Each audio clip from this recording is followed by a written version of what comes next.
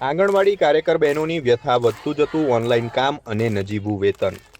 આંગણવાડી કેન્દ્રોની સ્થાપનાને 50 વર્ષ પૂર્ણ થવા આવ્યા હોવા છતાં પાયાનું કામ કરતી કાર્યકર બહેનો આજે પણ અન્યાય અને અસંખ્ય મુશ્કેલીઓનો સામનો કરી રહી છે। તાજેતરમાં પ્રાંત અધિકારીશ્રીને ઉદ્દેશીને કરવામાં આવેલી રજૂઆતમાં આંગણવાડી કાર્યકરોએ તેમની પડતર માંગણીઓ અને કામના ભારણ અંગે ગંભીર પ્રશ્નો ઉઠાવ્યા છે। ટેકનોલોજીનું સરકાર દ્વારા કોઈ મોબાઈલ સુવિધા આપવામાં આવી નથી, છતાં નવી એપ્લિકેશનો દ્વારા ઓનલાઈન કામનું દબાણ કરવામાં આવે છે। બહેનો પાસે પૂરતી સ્ટોરેજ ક્ષમતાવાળા કે મોંઘા મોબાઈલ ન હોવાથી અને ગ્રામ્ય વિસ્તારોમાં નેટવર્કની સમસ્યા હોવાથી કામ કરવું અત્યંત મુશ્કેલ બન્યું છે। બહેનોની માંગ છે કે સરકાર દ્વારા સારા 5G અને વધુ સ્ટોરેજવાળા મોબાઈલ આપવામાં આવે। આંગણવાડીનો મુખ્ય હેતુ બાળકોને પૂર્વ પ્રાથમિક શિક્ષણ અને પોષણ આપવાનો છે, પરંતુ હાલમાં ઓફલાઈન અને ઓનલાઈન કામગીરી એટલી વધી ગઈ છે કે મૂળ હેતુ જળવાતો નથી અને બહેનો સતત માનસિક તણાવ અનુભવે છે। માનદ વેતન પર કામ કરતી બહેનોને સરકારી કર્મચારી ન ગણીને તેમની પાસે બિનજરૂરી કામો કરવામાં આવે છે। રજૂઆતોમાં આક્ષેપ કરાયો છે કે ICDS વિભાગ દ્વારા કામ બાબતે બહેનોને છૂટા કરવાની ધમકીઓ આપી માનસિક ત્રાસ આપવામાં આવે છે। મારું નામ સુતાર ભાવિકાબેન છે। હું અહીંયા આંગણવાડી કાર્યકર તરીકે ફરજ બજાવું છું।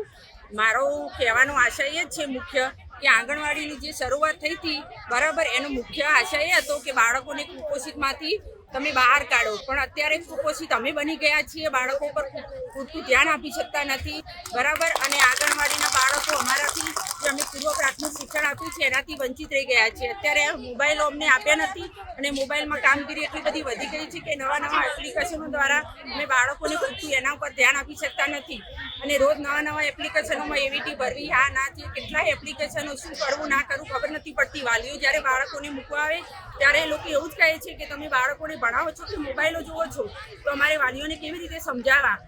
સરકારને એટલે જ મારું કહેવું છે કે તમે હાઈકોર્ટનો ચુકાદો હોવા છતાં પણ તમે અમારો પગાર નથી વધારતા, તો એનો અમારી કોઈ વેલ્યુ છે કે નહીં? કેટલા દિવસ સુધી આપ બેસશો?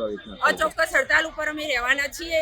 જ્યાં સુધી અમારો પગાર વધારો નહીં મળે અમને, ત્યાં સુધી અમે અચોક્કસ હડતાલ ઉપર હાજર રહીશું। ઠક્કર રીટાબેન છે, હું યુનિયન લીડર ઉપપ્રમુખ છું અને આજ અમે બીજો દિવસ છે અમારો હડતાલનો અને અમે અચોક્કસ મુજબ હડતાલ રાખવાના છીએ, કારણ કે જે સરકારે અમને જે ચુકાદો કર્યો તો આજ દિન સુધી કર્યો નથી, ત્યારે અમારી બહેનોને સંતોષપૂર્વક જવાબ મળ્યો નથી। એ કારણે અમારી હડતાલ આ શરૂ રહેશે ને જ્યાં સુધી અમારો ચુકાદો અમલમાં નહીં આવે ત્યાં સુધી અમે હડતાલ રાખીશું। અને અમારે જે FRS ને જે અમારે ઇન્ટરનેટ નથી પકડાતા એવું કાર્ય અમે બહુ દબાણ પૂરતું કરાવતા હતા બહેનોને, ત્યારે બહેનોએ ત્રાહીમામ થઈ ગઈ છે, બહુ ત્રાસી ગઈ છે કે બેન આપણે હડતાલ કરવાની જ છે। એટલે અમે જે સરકારશ્રીને અમારો સંદેશો પહોંચે કે અમારી બહેનોને જે વધારાની કામગીરી છે એ બધી બંધ કરાવે અને અમને જે સમય મળે છે કામ, જે બાળકોને પોષણ પૂરતું મળતું નથી, જે અમે પૂરક આહાર માટે જે બહેનો તેડાગર બહેનો છે એમને બી અમે જે કામ કરવાનું કહીએ છીએ એમને બી અમે ટાઈમ નથી આપી શકતા। એ માટે કરીને અમારી બહેનોને આ હડતાલનો જે સમય અમારો રાખવામાં આવ્યો છે, કારણ કે જે બહેનો બહુ ત્રાહીમામ થઈ ગઈ એના કારણે અમે હડતાલ રાખીએ છીએ અને અમારો અચોક્કસ મુદ્દત હડતાલ રહેશે।